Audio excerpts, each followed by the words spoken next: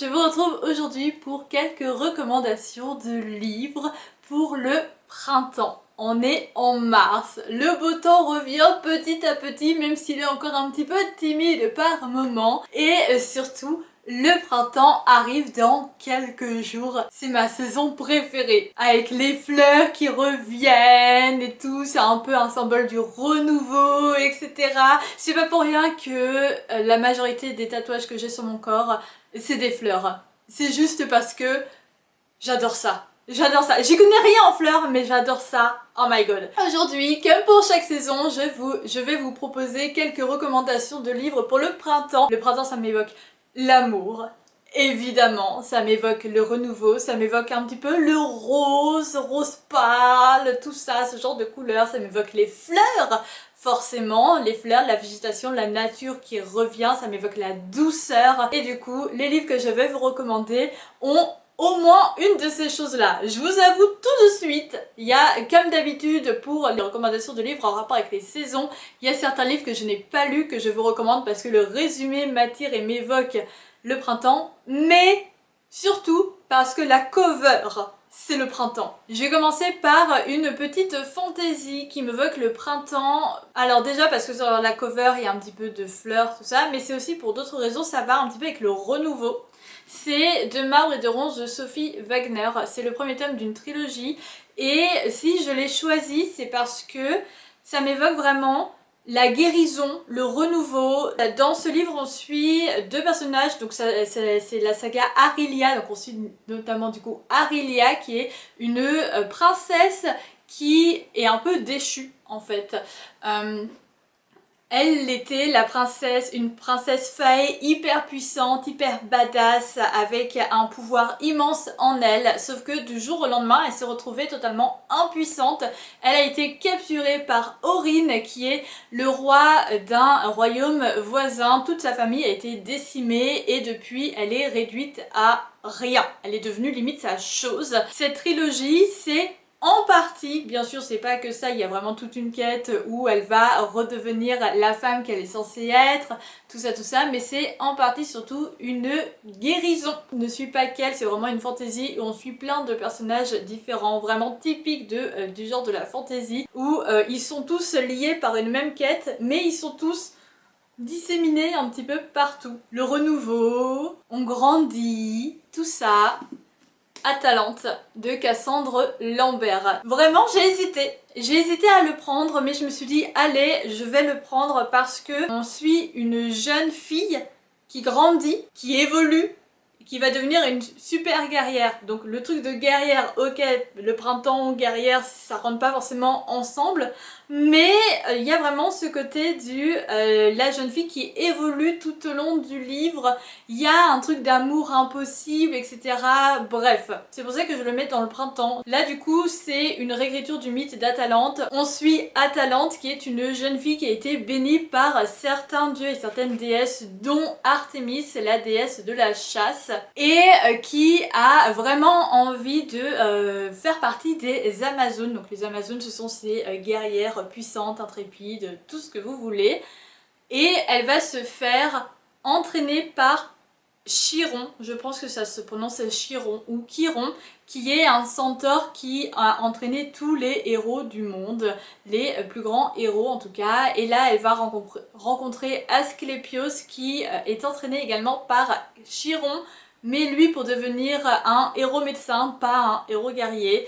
Et leurs destins vont se retrouver liés, elle va vivre plein d'aventures et tout pour devenir une grande guerrière, mais ça va pas être hyper facile pour elle, surtout que elle n'a pas le droit de tomber amoureuse. J'ai trop aimé, je l'ai lu là en début du mois, en une journée, je l'ai trop aimé et je trouve que c'est un très bon livre pour le printemps. En plus ici tout seul. Étonnamment je n'ai pas commencé par ce livre, alors que pour l'automne et pour l'hiver j'avais commencé par ça et oui vous n'allez pas du tout être surpris. Un printemps pour te succomber de Morgane Moncomble. Là, du coup, ça fait partie de la saga Season, c'est le 3e tome, je n'ai pas encore lu celui-ci. Dans ce livre, on retrouve du coup l'une des amies qui est chaque amie est l'héroïne de l'un des livres de cette saga. On va suivre Nolia qui est une jeune femme qui est totalement fauchée et le seul moyen pour elle de s'en sortir c'est de se marier à son ex. Parce qu'elle n'a pas envie de se marier à son ex pour différentes raisons. Du coup, elle va proposer à Camille Lévesque, je ne sais pas comment ça se prononce, elle va lui proposer un marché qu'ils se fiancent tous les deux, voire qu'ils se marient, mais ils ne doivent jamais tomber amoureux. Et ce fameux Camille, lui, c'est un milliardaire et c'est un fondateur d'une application d'escorting. Et ben forcément c'est une romance, donc on sait comment ça va se passer. Ah oui! Et pourquoi il accepte lui? Parce que on pourrait se dire mais pourquoi il accepte le gars? Lui il accepte parce que ça pourrait redorer son blason. Voilà, le fait que mais ça c'est un peu un cliché de beaucoup de trucs de milliardaires qui acceptent les faux mariages, c'est que ils sont dans un truc de scandale et du coup ben faut qu'ils fassent genre c'est bon je suis calmée et du coup ils doivent faire genre ils sont fiancés à quelqu'un. Un peu un cliché ça, mais bon j'ai très hâte de lire ce livre parce que je ne l'ai pas encore lu. C'est du Morgane Moncomble de toute façon voilà. Et pourquoi ce livre pour le printemps? C'est dans le titre. Un printemps pour te succomber.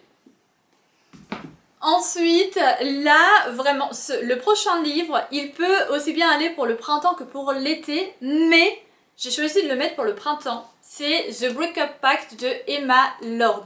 Pourquoi il peut être aussi bien pour le printemps que pour l'été? Déjà, il est rose. Pour moi, le rose pâle comme ça m'évoque le printemps automatiquement. Il y a des fleurs, là, ça évoque le printemps également. Mais ça évoque l'été parce que l'intrigue se passe au niveau de la plage, un petit salon de thé à la plage, etc. Donc l'été. Mais là, on est dans un Friends to Lovers. Excusez-moi, hein, mais un amour naissant entre deux amis, pour moi, il n'y a pas plus printemps que ça. Ici, on retrouve deux protagonistes, j'ai oublié leur nom. Ah, June et Levi. On retrouve June et Levi qui étaient meilleurs amis quand ils étaient plus jeunes, mais le destin a fait qu'ils se sont un petit peu séparés. Et le destin fait que aujourd'hui ils vont se retrouver, mais pas à n'importe quel moment de leur vie. Ils vont se retrouver après avoir tous les deux vécu une rupture plus ou moins humiliante qui a été surtout propagée sur le net. De fil en aiguille, ils vont se rapprocher à nouveau. Ils étaient meilleurs amis, donc ça ne s'oublie pas comme ça l'amitié. Et ils vont se dire « mais si on faisait semblant de sortir ensemble, mais seulement devant les caméras, entre guillemets, enfin ils sont pas non plus des célébrités hyper connues, hein, mais vous avez compris, genre vas-y on affiche sur les réseaux sociaux, etc. » Parce que pour différentes raisons, elle c'est parce que elle veut que son salon de thé il refonctionne un petit peu plus, et lui c'est parce que il veut potentiellement rendre jalouse son ex et retourner avec. Et vraiment, ce livre, c'est un bonbon. C'est un doudou. Il est tout mignon, il est tout doux. Printemps. En parlant de romances toutes mignonnes, toutes douces, toutes mouah, les livres de Ali Hazelwood, bien évidemment, là je vous montre les deux que j'ai lus. Je les ai pas tous lus, les livres de Ali Hazelwood, mais vraiment, là, on est avec Ali Hazelwood, on est avec à chaque fois des protagonistes qui sont incroyables. En fait, je peux pas les décrire, j'ai du mal à les décrire, mais ils sont incroyables, ils sont réalistes dans leur irréalisme. Je sais pas si vous voyez, c'est-à-dire que ce sont pas les personnages parfaits, ce sont des personnages qui n'ont rien à voir avec les personnages de romance en général, vraiment rien à voir. C'est loin d'être les personnages parfaits, etc. Mais ça marche et c'est incroyable. Lisez Ali Hazelwood. Et si vous ne savez pas par quoi commencer, commencez par The Love Hypothesis parce que c'est vraiment le plus logique. Là maintenant on va être parti pour un ensemble de livres fleuris. Il y en a certains, ça se trouve, ils ont rien à voir avec le printemps. Mais c'est pas grave. Je n'ai pas encore lu ce livre. C'est A Fragile Enchantment de Alison Saft. Il est sorti en français. Un enchantement si fragile, je pense. Il a été traduit, je ne l'ai pas encore lu, mais regardez, il y a des fleurs de partout. Ça fait... Oui, voilà, le printemps, ça me fait aussi... Ça m'évoque aussi les contes de fées. Enchantement. Des fleurs, c'est rose, c'est le printemps. Mais de quoi parle ce livre? Bah je ne sais pas. De quoi tu parles, petit livre? Dans ce livre, du coup, on suit Niamh et Merde, j'ai déjà oublié le nom du monsieur. Bah on ne dit pas le nom du monsieur. Niam et le prince. Dans ce livre, on suit Niam et un prince. Niam, si je comprends bien, du coup, c'est une couturière. Et elle a de la magie en elle. Elle met de la magie en fait dans ce qu'elle coud, etc. Ça lui permet de mettre des émotions, etc. Le problème, c'est que sa magie pourrait potentiellement un jour la tuer. Elle est appelée pour faire un costume pour le prince. Un prince froid, bref, le cliché quoi, le cliché finalement. Elle va se retrouver très proche de lui jusqu'à ce qu'une grande amitié naisse entre eux deux. Le problème c'est que un jour tout va basculer lorsque il y a un scandale qui est mis dans, je pense, les journaux, etc. Un truc fait par quelqu'un d'anonyme qui met en lumière leur proximité. Le problème c'est que ça va très très loin. Limite, genre à mon avis, oh là là, il y a de l'amour entre eux, etc. Et du coup, tout ça, leur amitié va se retourner contre eux. Voilà, voilà. Et ça parle de quel prix est-elle prête à payer pour un futur et un amour qu'elle ne pensait pas possible, puisque de toute façon, sa magie est vouée à la tuer. Voilà, je crois, hein, que c'est un one shot. On continue avec les fleurs. Celui-là c'est un livre que j'ai lu. A Rivalry of Hearts de Tessonia Odette. Toujours avec mon accent anglais incroyable. Celui-là n'existe pas en français, il n'existe que en anglais. C'est un Rivals to Lovers entre deux écrivains. Lui c'est un fae, elle c'est une humaine. Et ils vont être rivaux pour potentiellement gagner un contrat d'édition dans la maison d'édition où ils ont tous les deux signé leur dernière sortie, leur dernier livre. C'est un one shot.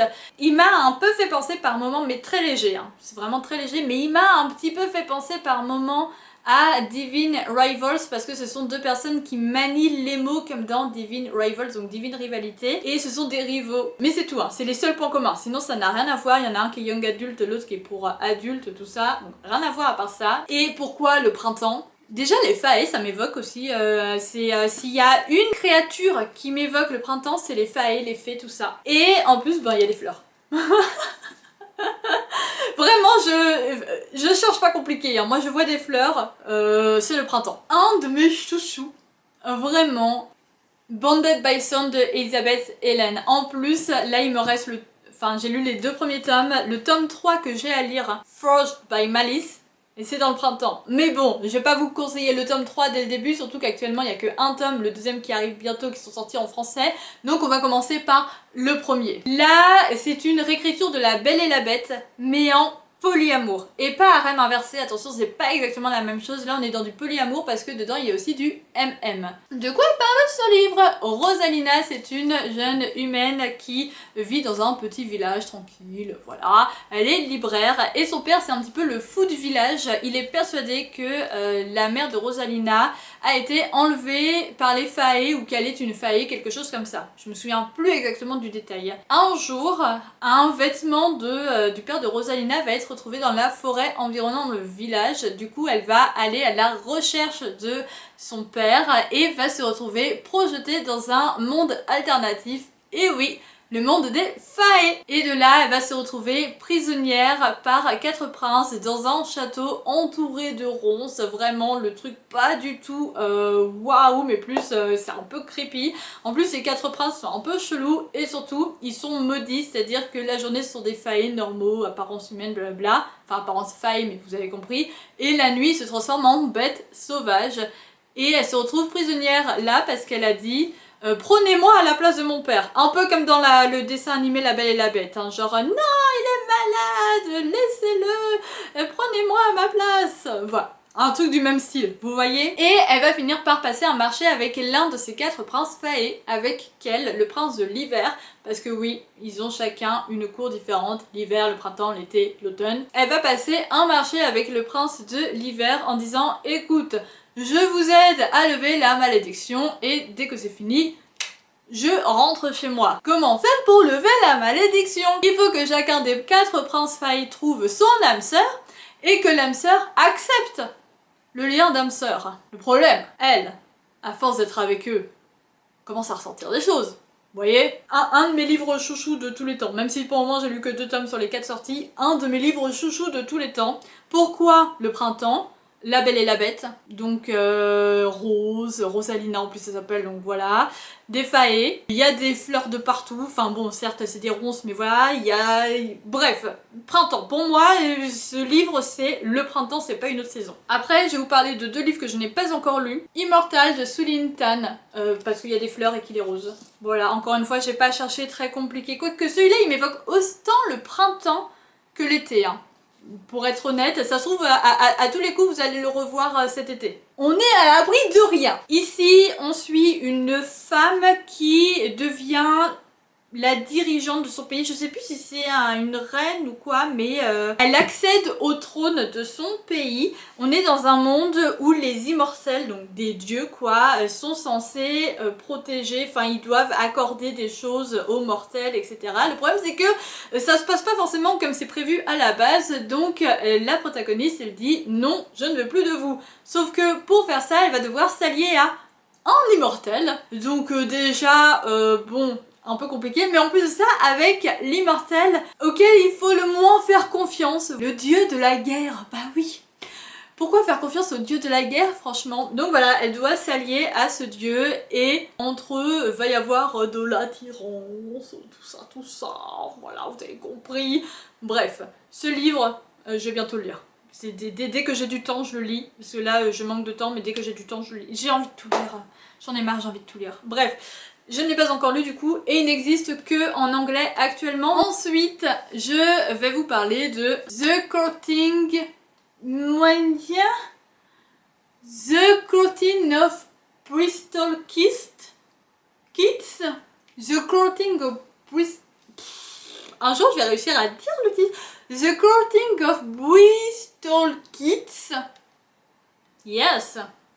De Marie et Personne. Alors là, ce livre, en vrai, j'ai l'impression qu'il peut être dans toutes les saisons, sauf l'été. Parce que le bleu, ça évoque l'hiver. Il y a des champignons, des machins et tout, ça évoque l'automne. Mais en même temps, les deux ensemble, ça m'évoque le printemps. Je sais pas, c'est hyper chelou. Puis même le titre, il m'évoque le printemps. Non mais... c'est trop beau, c'est trop beau, c'est trop beau, c'est trop beau. C'est trop beau. Voilà, là, vous voyez, là, ça m'évoque un petit peu plus été, printemps. Ouais, mais voilà, ça m'évoque toutes les saisons. Ce livre m'évoque toutes les saisons. C'est assez chelou. À tous les coups, vous allez le retrouver tous les mois. Enfin, de toutes les saisons. Tous les 3 mois, vous allez retrouver ce livre, on va pas comprendre. Dans ce livre, on suit 2 jeunes sœurs, et notamment l'une des 2, Bristol, qui ont perdu leurs 2 parents. Sauf qu'un jour, elles vont recevoir du courrier d'une tante qu'elles ne connaissaient pas, et elles vont découvrir que peut-être que tout ce qu'elles ont su tout au long de leur vie n'était peut-être pas réel, que leur père pourrait potentiellement être encore en vie et aurait été kidnappé par des créatures d'un autre monde. De là, elle va voyager dans un monde de dieux, de faées et de monstres. Elle va se lier au chef des faées. Elle va passer un marché avec le chef des faées, Taigan. Sauf que ce qu'elle ne sait pas, c'est que potentiellement que ce nouvel allié, c'est l'ennemi, que c'est à cause de lui que son père, à elle, est dans cette position-là. Quelque chose comme ça. Oh my god, j'ai oublié le résumé. J'avais oublié le résumé, maintenant j'ai envie de le faire repasser au-dessus de tout dans ma pile à lire. J'en ai marre de moi. Il y a des jours, je me dis vraiment, faut que j'arrête les contenus sur les réseaux, hein, parce que à chaque fois, ça me donne envie de lire des livres. J'ai pas le temps de lire des livres, je fais d'autres choses dans ma vie. Bref, c'est la fin de cette vidéo. Si vous avez d'autres livres à recommander pour le printemps, n'hésitez pas à les mettre en commentaire. Il y en a sûrement plein auxquels je n'ai pas pensé et que j'ai lu ou que j'ai envie de lire moi-même. Donc n'hésitez pas à mettre vous-même vos propres recommandations. En attendant, je vous remercie d'avoir regardé cette vidéo jusqu'au bout. Je vous fais des gros bisous et surtout je vous dis bonne lecture.